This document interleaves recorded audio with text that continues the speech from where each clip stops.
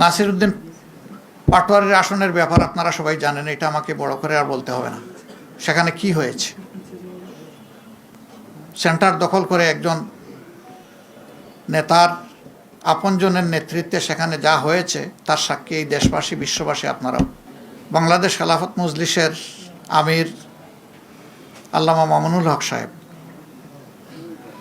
নাসিরউদ্দিন পাটোয়ারির ওখানে যে কারণে অন্য একজন প্রার্থীর পক্ষে ব্যালট অ্যাকসেপ্ট করা হয়েছে, ঠিক একই কারণ বিদ্যমান থাকা সত্ত্বেও মৌলানা মামুনুল হক সাহেবের পক্ষে এটা অ্যাকসেপ্ট করা হয়নি। তো এক দেশে কি দুই আইন চলবে?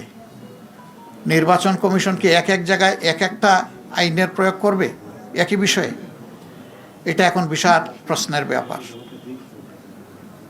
আমাদের সেক্রেটারি জেনারেল সহ বেশ কিছু আসনে এই ধরনের ব্যাপার আছে।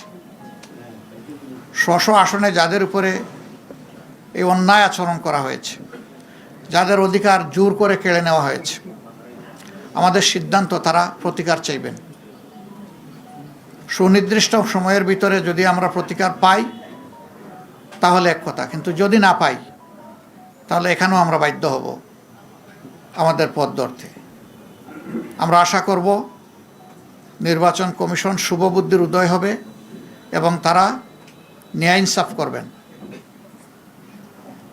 না করলে দায় তাদেরকে নিতে হবে।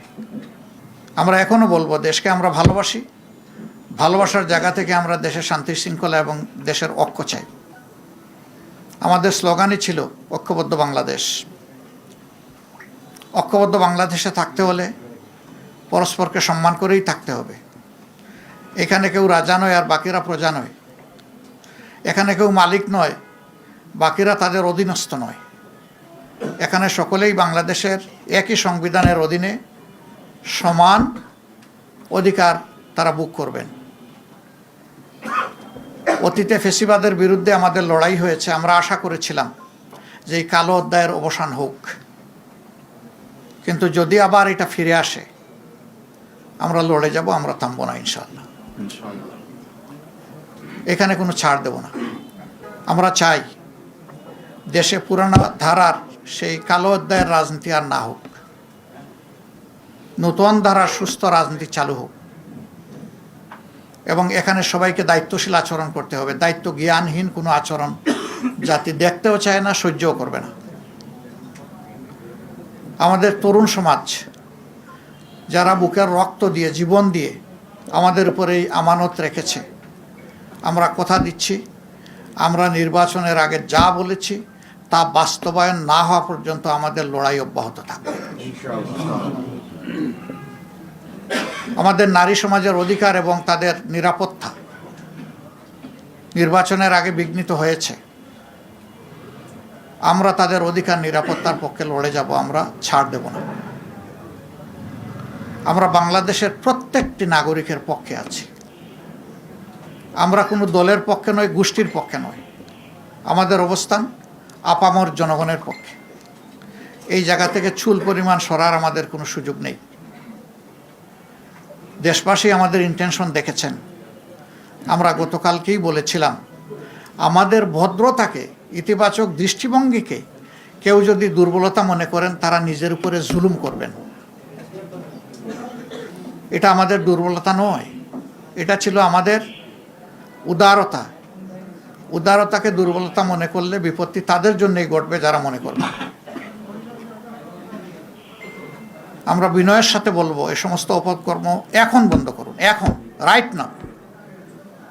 আমরা আপনাদের সদিচ্ছা দেখতে চাই। নিশ্চয়ই আপনাদের নেতৃত্ব আছে, কমান্ড আছে, আমরা তার বাস্তবায়ন দেখতে চাই। আমরা এই সমস্ত ঘটনা যেগুলা ঘটেছে গতকাল থেকে আজ পর্যন্ত সবগুলার আমরা তীব্র নিন্দা জানাই এবং আমরা এটার প্রতিকার চাই। আমরা প্রতিশোধের রাজনীতিতে বিশ্বাসী নই, কিন্তু প্রতিকার পাওয়ার এবং নেওয়ার আমাদের অধিকার আছে।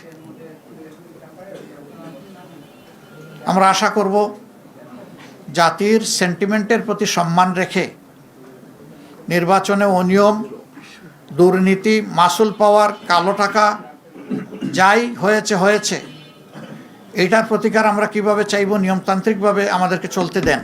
নির্বাচন কমিশনকে আমরা অনুরোধ জানাবো, আরপিও যেটা খাবার করে না এরকম যারাই নির্বাচিত হয়েছেন তাদেরকে মেহরবানি করে তাদের ফলাফল স্থগিত রেখে এই ব্যাপারে আগে সুরাহা করুন, তারপরে আপনারা আগান।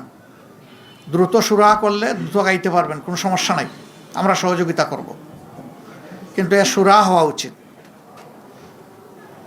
যারা এই ঋণ খেলাপি হয়েছেন, এটা এক ধরনের অপরাধ, তাদেরকে আরপিওর আন্ডারে সুযোগ দেওয়া হয়েছে, সেইটা তারা গ্রহণ করেন নাই।